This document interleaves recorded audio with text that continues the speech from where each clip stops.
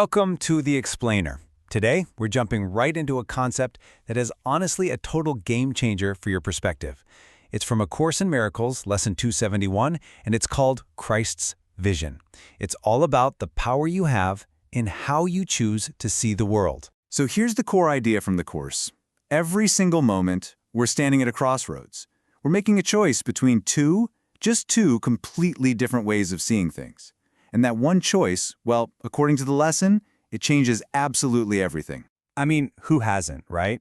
You know that feeling. You're in a tough conversation, or maybe just wrestling with that critical voice in your own head.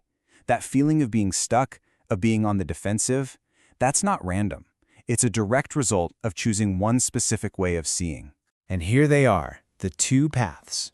On one side, you've got the ego's view. Think of this as the lens of fear and separation. It's that nagging voice of judgment, the one that makes us feel alone and ready for a fight. But then there's the other option, Christ's vision. This is a lens made of love, of unity. It's a perspective that's always looking to understand, not to condemn. Okay, so let's really unpack this alternative. What does it actually mean to consciously choose Christ's vision? What does it look like to see the world through this lens of, love and oneness? So let's get a bit more specific. What is Christ's vision? It goes way deeper than just trying to be nice to people.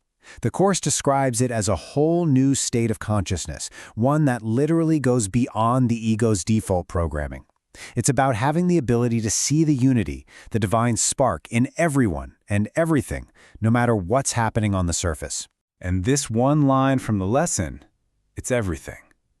Just notice that word, use. This vision isn't something that just magically happens to you. Nope. It's a tool.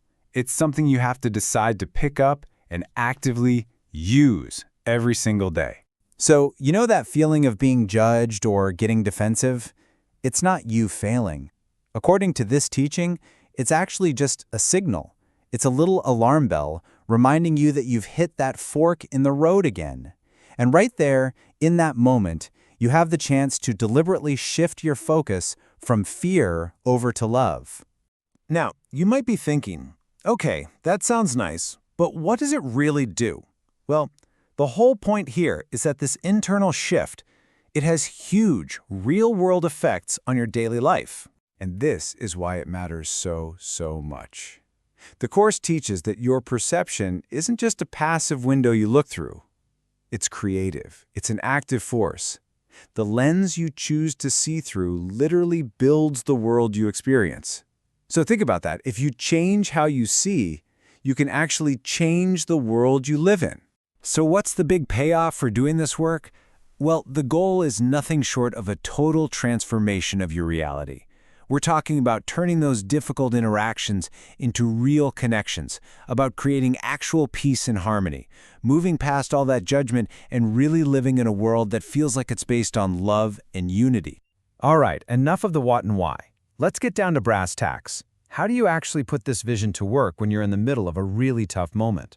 The Course suggests you can start in 3 key places. First, just in your daily chats. Try to lead with compassion instead of jumping to defend yourself.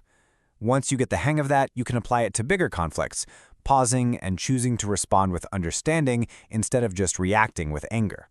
And finally, it becomes this amazing habit of self-reflection, where you're just constantly checking in with yourself. Hey, is this thought coming from fear or is it coming from love? So those scenarios are perfect for when you're in the heat of the moment.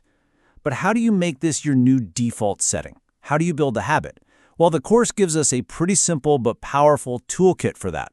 This daily toolkit has 3 parts that work together beautifully. You can start with meditation, really visualize yourself using this vision in a tough situation and feel that sense of peace. Then, you use affirmations to keep reinforcing that new way of thinking.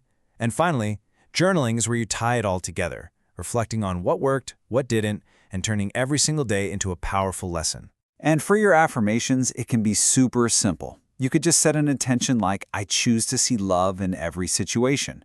Or you could borrow directly from the lesson. Christ's vision guides my thoughts and actions today.